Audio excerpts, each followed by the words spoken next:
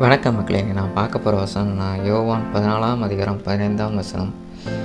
நீங்கள் என்னிடத்தில் அன்பாக இருந்தால் என் கற்பனைகளை கை கொள்ளுங்கள்.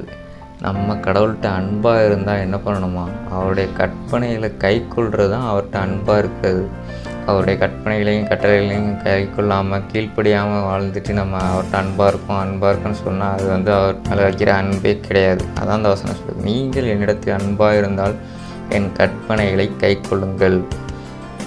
21ஆம் வசனத்தை பார்ப்போம். என் கற்பனைகளை பெற்றுக்கொண்டு அவைகளை கை கொள்ளுகிறவனே என்னிடத்தில் அன்பாக இருக்கிறான். பார்த்தீங்களா?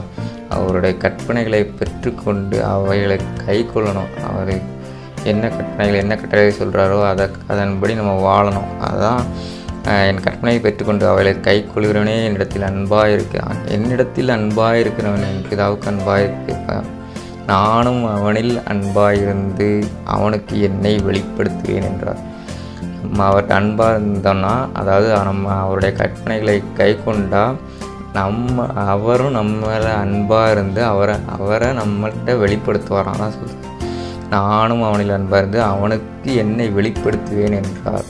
நம்ம அவர் மேலே அன்பாக இருக்கிறோமா? அவர் மேலே அன்பாக இருக்கிறதுனா அவருடைய கற்பனைகளை கை கொள்வது. அவருடைய கற்பனை கை கொள்கிறோமான்னு நம்மளை நாமே சோதிச்சுக்கலாம்.